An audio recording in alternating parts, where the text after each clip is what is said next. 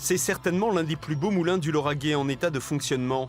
Perché au sommet d'une colline, entre des terres de vent et de blé, le moulin de Montbrun est aujourd'hui inscrit à l'inventaire supplémentaire des monuments historiques.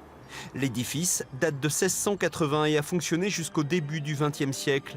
Un mécanisme bois-fonte et une deuxième paire de meules y ont été ajoutés permettant d'y moudre simultanément les deux principales céréales de l'époque, le blé et le maïs.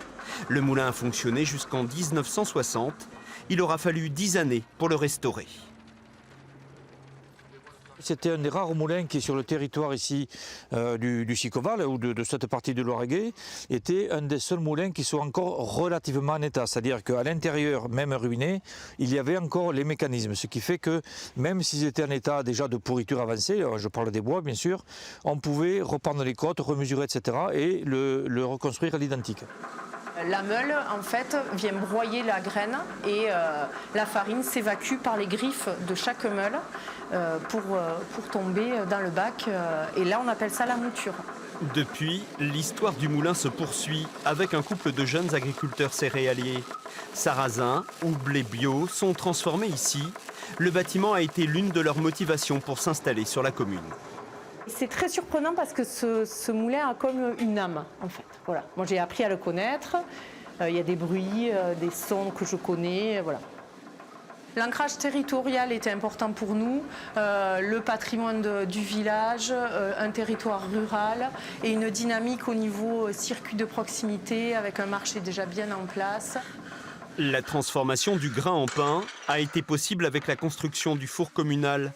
Des blés rustiques de production locale, un four à bois de type gueulard et un boulanger itinérant qui, tous les jeudis, prépare sa pâte et sa fournée.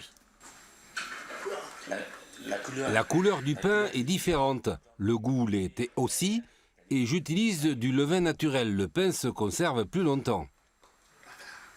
Il travaille toujours le pain, le gaz. Le four, construit comme un fort traditionnel, est un véritable plus.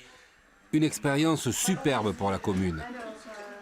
Développer les circuits courts et leur traçabilité, favoriser l'activité locale et retrouver le goût du bon pain, les consommateurs en redemandent.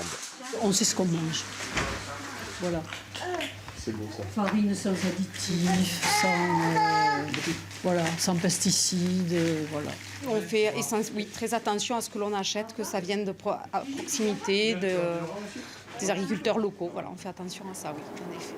Le moulin réhabilité, associé au four communal, témoigne d'une volonté de développement durable.